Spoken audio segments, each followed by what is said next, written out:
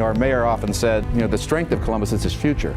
As opposed to, a lot of other cities, it was the golden years were behind them, and now where do they go from here? It's a case where this is a thriving 21st century city. Time magazine called us out as one of the cities to watch. In the New York Times Sunday magazine, major feature on all the great stuff that's going on in Columbus.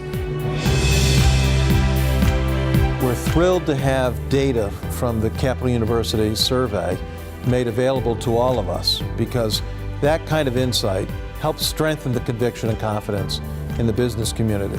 Every hospital system in Central Ohio appears to be growing at this time. Nationwide Children's Hospital just went through a beautiful transformation and increased their capacity by about 40%. Columbus is a community on the move.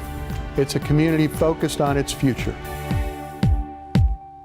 The economy here is in a tremendously advantaged position, I think, for the future as well. Columbus, Central Ohio, the Midwest even, will lead the country through this economic recovery. Our family came to Columbus about 20 years ago now, and Columbus was a very, very fine place to live then. It has done nothing but improve since then. The city has grown, Central Ohio has grown, and it's a controlled growth in its ability to maintain the quality of lifestyle that we enjoy here. If you think about the growth that this region has seen in the last 20 years, and consider the fact that we're still one of the most affordable, comfortable cities to live in the United States, it's remarkable. Central Ohio is a great community, and it's one of the most giving communities in the country. We raised over $16 million during the toughest economic times the United States has faced in a long time. The Ronald McDonald House, we really work with folks of all age. We start with kids in the elementary schools, and we have a pop tab program. We collect enough pop tabs to generate $20,000 each year. So we often talk about Columbus as a place that is a great place to live, work, play, pray, and raise a family.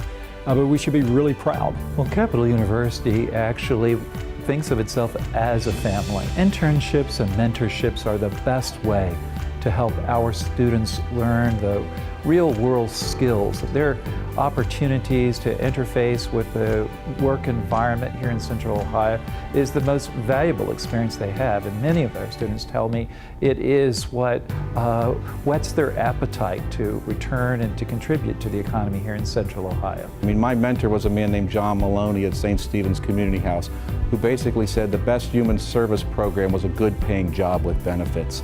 So now I'm the old guy, and it's a case of, can I give back? Look, I think there's nothing that any of us can do that is more important than to lift up those that are coming behind us.